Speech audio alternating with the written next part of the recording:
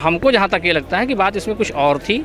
सुशील आनंद का नाम अखिलेश जी चाहते थे कि वो चुनाव लड़ें, लेकिन इसमें समाजवादी पार्टी के स्थानीय आजमगढ़ की इकाई उनके साथ नहीं थी और उनको लगा कि कहीं ये कमज़ोर प्रत्याशी के रूप में चुनाव में मैदान में उतरते हैं तो आजमगढ़ जो उनका गढ़ है उसको बचाना एक बहुत बड़ी चुनौती हो जाएगी। सांसद का चुनाव लड़ने के लिए काफ़ी दिन से आदमी तैयारी करता है और उसके लिए अब उनका पहला चुनाव है।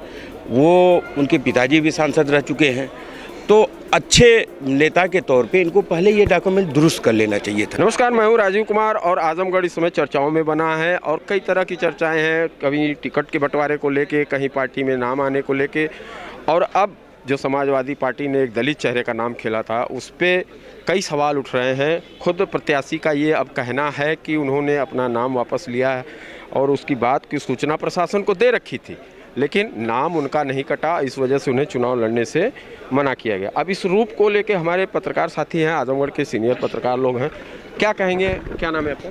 देखिए, मैं खुर्रम आलम नवानी हूँ। देखिए, सीधी सी बात है कि जो बात आप कह रहे हैं कि जिस तरीके से नाम कटने की बात है, तो सवाल एक ही एक प्रक्रिया का विषय है और ये प्रक्रिया के बारे में मुझे पूरी तरह से अध्ययन नहीं है, इसलिए मैं नहीं कह सकता कि नाम कितने दिनों पहले काटा जाना चाहिए, कितने दिनों पहले दो जगह। सबसे बड़ी बात है कि दो जगह नाम का इनरोल्ड होना गलत है और इसी को आधार बना करके उन्होंने पर्चा तो दाखिल अभी नहीं किया। जब उन्होंने ये देखा होगा कि दो जगह मेरा नाम है, ऐसी दशा में सावधानी के लिए उन्होंने ये कहा कि कहीं ना कहीं नामांकन रद्द होने की संभावना थी और ये निश्चित रूप से वैधानिक प्रक्रिया है। अगर दो जगह से आप वोटर हैं तो नामांकन रद्द किया जाता है और ऐसा एक बहुत बड़ा उदाहरण इंदिरा गांधी के समय में भी हुआ था।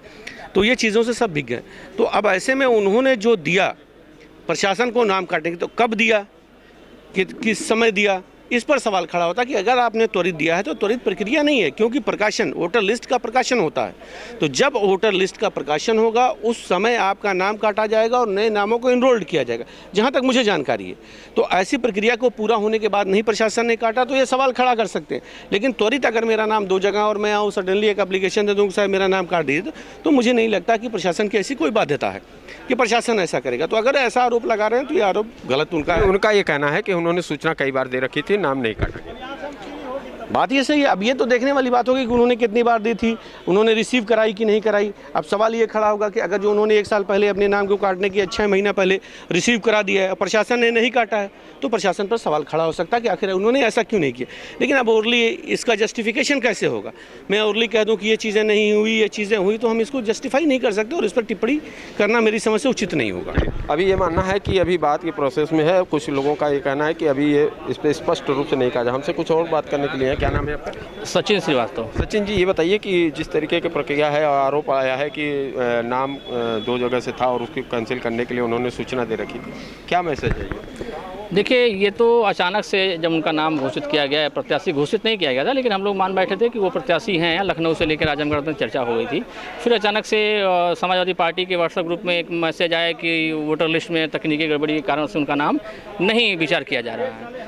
अब सुशील जी का कहना है कि उन्होंने आवेदन किया था। अब इसको तो जिला निर्वाचन अधिकारी बता सकते हैं कि निर्वाचन उन्होंने कब किया था, और अगर बहुत पहले किया था नहीं हुआ है तो ये गलत है, और अगर अभी हाल ही में किया है तो ये गलत है। ये गलत है। अगर उन्होंने 24 घंटे 48 घंटे पहले आवेदन किया था तो वो तो भाई उसकी प्रक्रिया होती है, एक समय होता है, और सरकारी प्रक्रिया की तरह जब होगा तो उसमें हो जाता। लेकिन इसमें हमको जहाँ तक ये लगता है कि बात इसमें कुछ और थी।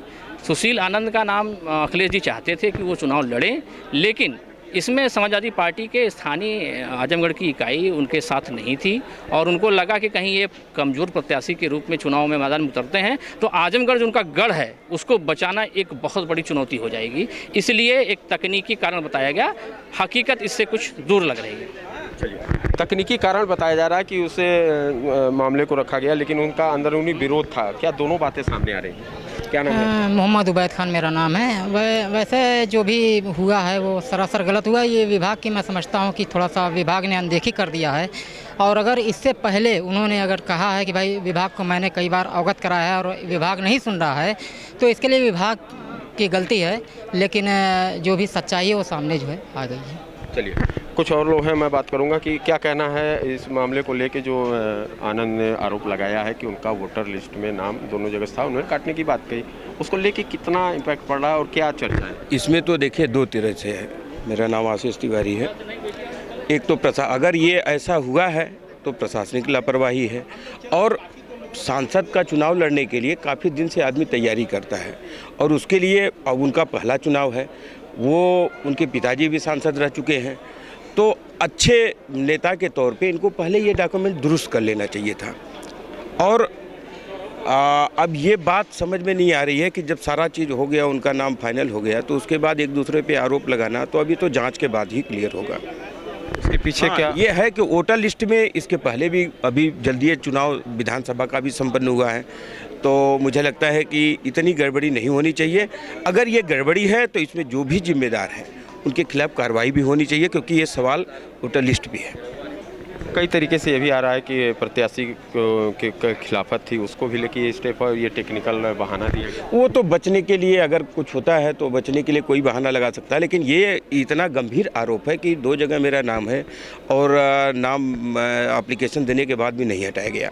ये गंभीर एक तरह से प्रशासन की पूरी प्रक्रिया पे आरोप लगा हुआ है, क्योंकि चुनाव आचार संहिता जारी लागू होती है, उसके बाद पूरा सारा चीज़ चुनाव आयोग का होता है, और इस तरह की त्रुटि अगर रह गई तो उनको उसी समय एप्लीकेशन देना चाहिए था। इस तरह की त्रुटि रह गई तो उनको उसी समय एप्लीकेशन देना चाहिए था। जागरूक व्यक्ति का ये काम है। भाई आप जानते हैं कि मेरा एक आधार होगा, एक मेरा वोटर लिस्ट होगा, एक कार्ड होगा, आप जानते हुए उसके बाद भी आप इस तरह की प्रक्रिया, तो ये थोड़ा सा राजनीति लगती है। राजनीति। चलिए, शुक्रिया। तो आजमगढ़ में कुछ पत्रकारों से हमने बातचीत की, उनका साफ तौर पे ये कहना है कि जिस तरीके से प्रक्रिया है वोट की और उसमें 2 जगह से नामांकन था, ये तो त्रुटि है प्रशासन के तौर पे, जिसकी जांच होनी चाहिए और उसमें दोषियों पे कार्रवाई होनी चाहिए। लेकिन कहीं ना कहीं इस बात की भी चर्चा है कि इसको लेकर राजनीति भी है और यहाँ के जो स्थानीय लोग थे उनका विरोध था, उसको लेके इस टेक्निकल रूप को अपनाया गया और जिससे उनका टिकट कटा। तो जिसकी जांच होगी और जांच के बाद इस सारी चीज़ों का खुलासा किया जाएगा। राजीव कुमार, आजमगढ़, यूपी तक।